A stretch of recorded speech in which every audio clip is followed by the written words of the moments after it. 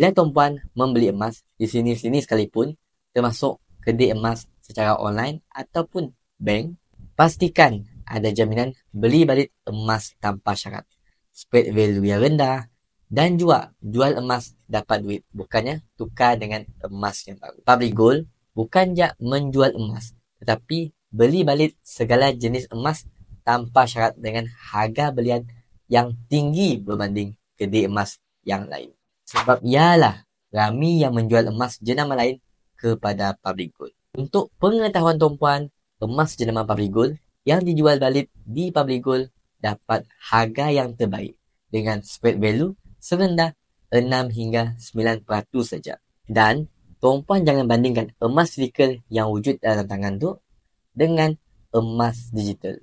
Sebabnya, jaminan kedua jenis emas tu sama.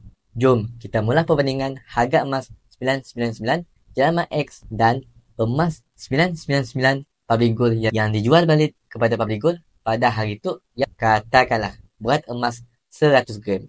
Untuk emas jenama X, Public Gold membeli balik dengan harga RM414. Bermakna jumlah belian balik adalah RM41,400.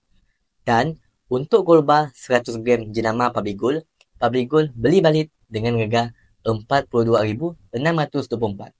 Untuk berat emas dan keturunan yang sama, cuba beza jenama. Puan-puan boleh nangga perbezaan dari sudut keuntungan sebanyak RM1,124. Jadi, sebenarnya tuan-puan dalam belian emas bukan je beli pada harga murah, tetapi pastikan tuan-puan dapat jual dengan harga yang tinggi. Semoga perkongsian kami itu bermanfaat. Bagi yang berminat untuk mulakan tabungan emas bersama Public Gold, puan-puan boleh follow kami, lepas chat kami di inbox ataupun boleh isikan detail di beg biru di bawah tu